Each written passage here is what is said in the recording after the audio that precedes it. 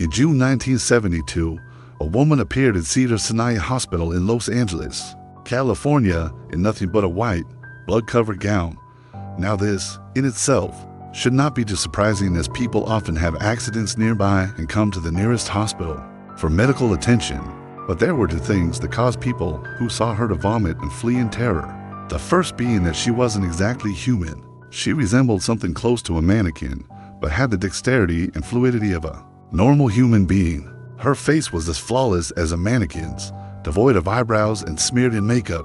There was a kitten clamped in her jaws so unnaturally tight that no teeth could be seen, and the blood was still squirting out over her gown and onto the floor. She then pulled it out of her mouth, tossed it aside, and collapsed off from the moment she stepped through the entrance to when she was taken to a hospital room and cleaned up before being prepped for sedation. She was completely calm, expressionless, and motionless. The doctors thought it best to restrain her until the authorities could arrive, and she did not protest.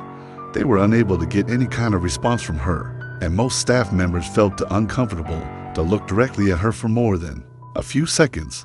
But the second the staff tried to sedate her, she fought back with extreme force. Two members of staff had to hold her down as her body rose up on the bed with that same blank expression.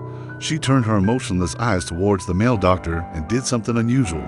She smiled as she did. The female doctor screamed and let go out of shock.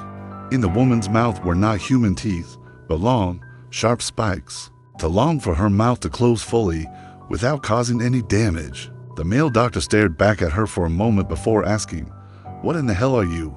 She cracked her neck down to her shoulder to observe him, still smiling. There was a long pause. The security had been alerted and could be heard coming down the hallway. As he heard them approach, she darted forward, sinking her teeth into the front of his throat, ripping out his jugular and letting him fall to the floor. Gasping for air as he choked on his own blood, she stood up and leaned over him, her face coming dangerously close to his as the light faded from his eyes. She leaned closer and whispered in his ear, "I am God." The doctor's eyes filled with fear as he watched her calmly walk away to greet the security men. His last ever sight would be watching her feast on them one by one. The female doctor who survived the incident named her the Expressionless. There was never a sighting of her again. Did you like the video?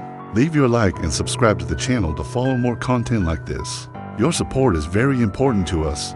Thank you for watching.